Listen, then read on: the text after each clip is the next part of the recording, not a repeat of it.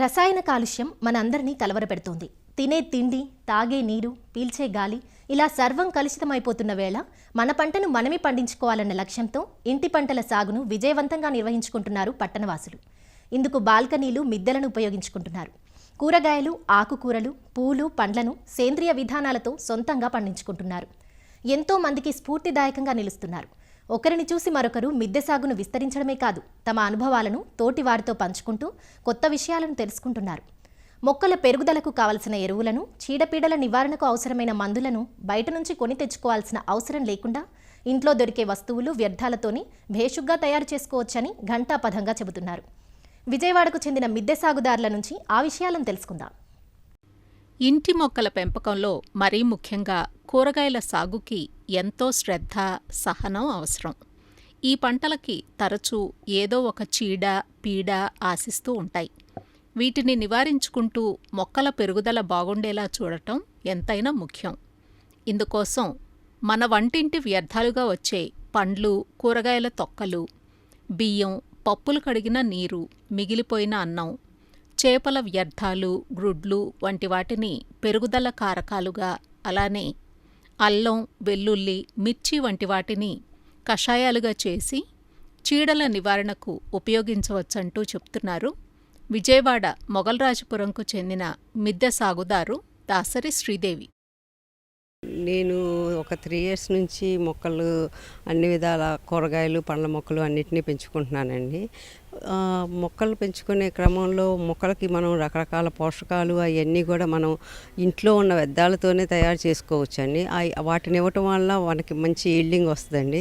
టమాటాకైనా సరే బాగా బూడిద తెగులని, దానికి ఏంటంటే మనం బూడిదని వాటర్లో ఉంచి దాన్ని చేయటం వల్ల దాన్ని నివారించవచ్చండి, బూడిద తెగుల్ని.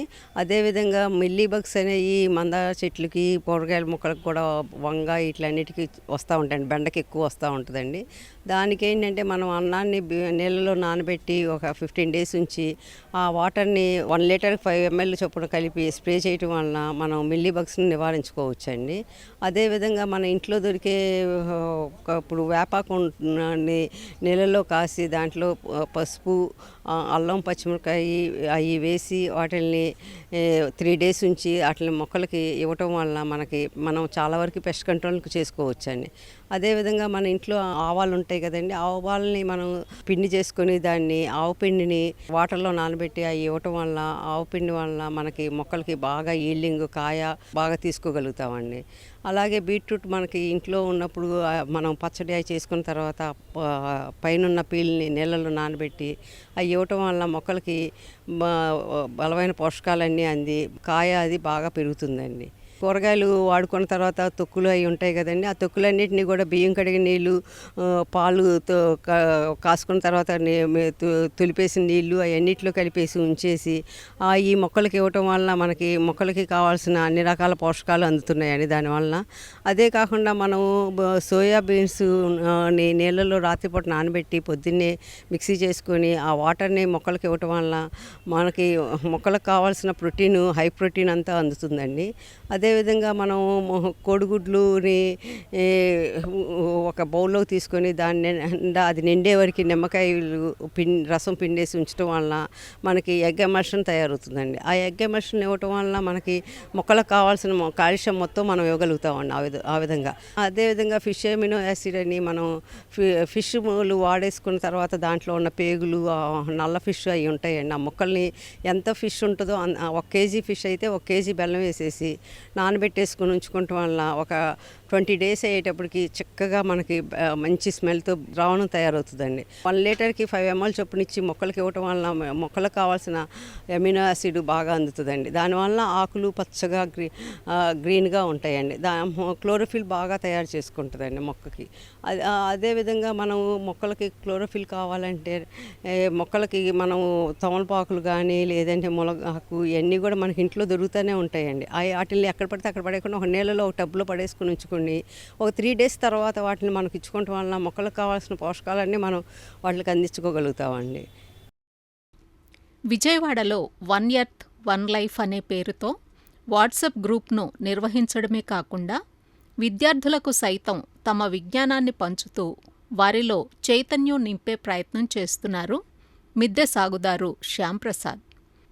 కూరగాయల సాగులో పరాగ సంపర్కం బాగుండటం కోసం పూల మొక్కలు పెంచుకోవాలని, అలానే మిద్దె సాగుదారులంతా తమ ఇంటి నుంచి వ్యర్థాలు బయటకు పోకుండా పంటలకే వినియోగించుకోవాలని సూచిస్తారు ఈయన. గార్డెన్లో ఎక్కువ కూరగాయలు రావాలి అంటే మనకి తెలిసిందే కదా అందరికీ, ప్రతి దేవజాతి మొక్కలకి మగ పువ్వు ఆడ పువ్వు అనేది సపరేట్గా వస్తాయి కదా. ఆడ పువ్వు వచ్చిన సందర్భంలో మనం తప్పనిసరిగా కూడా మగ పువ్వుతోటి పాలినేషన్ చేయడం వల్ల ఆ పింద కాయగా మారి మనకు దిగుబడి బాగా వస్తుంది. గార్డెన్లో పసుపు పచ్చ లేదా డార్క్ కలర్లో ఉండేటటువంటి పువ్వుల్ని పెట్టడం వల్ల హనీ బీసే కానీ అలాగే కందిరీగలు ఇట్లాంటివి అట్రాక్ట్ అయ్యి ఆటోమేటిక్గా అవి పాలినేషన్ అయితే చేసేస్తూ ఉంటాయి.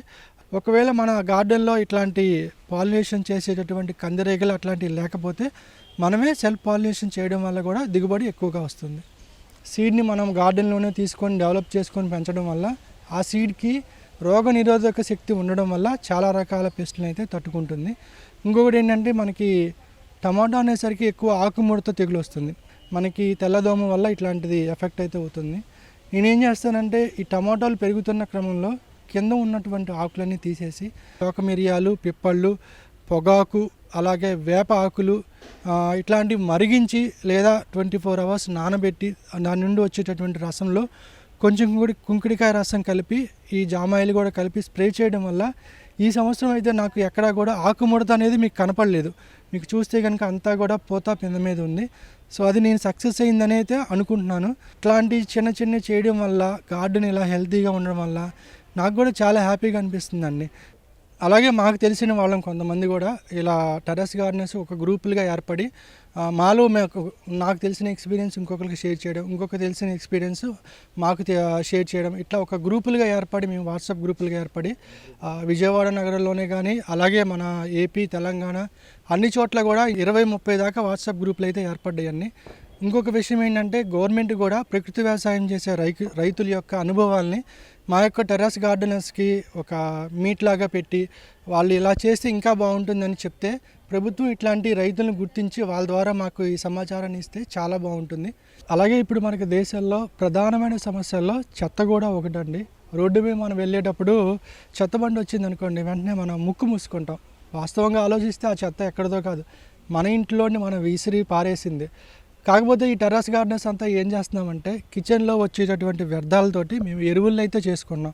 మా ఇంటి నుండి చెత్త అయితే బయటికి ఇవ్వట్లేదు. ఇంకొకటి ఏంటంటే మన గార్డెన్లో కనపడితే క్రాప్ అయిపోయిన తర్వాత వచ్చి ఎండిపోయిన కొమ్మలు, ఎండిపోయిన ఆకులతోటి కూడా మేము ఎరువులను అయితే చేసుకుంటున్నాం. దీనివల్ల ఏమవుతుంది, కార్పొరేషన్కి కొంత భారం అయితే తగ్గుతుంది. ఇలా ఎరువులు అలాగే కొన్ని రకాల పోషక ద్రావణాలు చేసుకోవడం వల్ల వేస్ట్ అనేది కార్పొరేషన్కి వెళ్ళట్లేదు. ప్రతి గడప నుండి కూడా మన ఇంటి నుండి వచ్చే వ్యర్థాన్ని మనమే సేవ్ చేయడం వల్ల ఉద్యమాలు చేయవసల నన్ను చూసి ఇంకొకళ్ళని చూసి ఇంకొకళ్ళు అలా చైన్ లింక్ అయితే పెరిగిపోతూ ఉంటుంది. దీనివల్ల మనం ఒక మంచి సమాజాన్ని అయితే తయారు చేసుకోవచ్చు.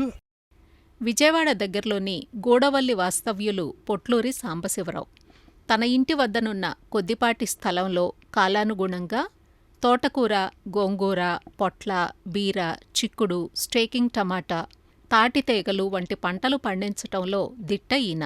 పంటలు బాగా పెరిగేందుకు తనకు అందుబాటులోనున్న పశువుల ఎరువును విరివిగా వాడతానంటారు సాంబశివరావు. మా ఇంట్లో 200 గజాల్లో కూడా ఒక 100 గజాల ఖాళీ స్థలంలో నేను మొక్కలు పెంచుకుంటూ ఉంటానండి. వీళ్ళు చాలామంది మీరు కిచెన్ వేస్ట్తో తయారు చేస్తారని నన్ను అడుగుతారు. నాకు ఎరువు అవకాశం ఉంది కాబట్టి పేడ ఎరువు అవకాశం ఉంది, ఉపయోగించుకుంటున్నానండి. పెరడు తోట అంటే ఏం లేదండి, ఒక గజం ఖాళీ ఉంటే ఆ గజంలోనే ఇది చేసుకోవచ్చు. అదే మిద్దె తోట ఉంటే 10 కుండీలు పెట్టుకున్నా కానీ దాన్నే మిద్దె తోట అంటాము. మొక్కలు అనేవి పెంచడం కూడానండి, 4 మొక్కలు పెంచేసి నాకు రాలేదు, ఇది ఎట్లా మీకు ఎట్లా వచ్చింది, మాకెందుకు రాదని అడుగుతారండి అందరూ. అది ఒక్కరోజుతో ఏది తయారవదండి, ఒకళ్ళు చెబితే వచ్చేది కాదండి. మన పిల్లల్ని మన పెళ్ళైనా పిల్లలు పుడితే వాళ్ళని ఎలా మనం పెంచి పోషించుకుంటామో మొక్కలను కూడా పిల్లల కంటే ఎక్కువగా పోషించుకుంటే అది తయారవుతుంది. అదండి, వంటింటి వ్యర్థాలే పోషకాల గనులుగా, వేప నూనె వంటి వికర్షకాలే పురుగులపై అస్త్రాలుగా వినియోగించడం ఎంతో సురక్షితమని, ఇలాంటి సేంద్రియ విధానాలు కుటుంబ ఆరోగ్యానికి శ్రీరామ రక్షగా నిలుస్తాయని తెలియచేస్తున్న వీరి సమాజ స్ఫూర్తి అందరికీ ఆదర్శం కావాలి.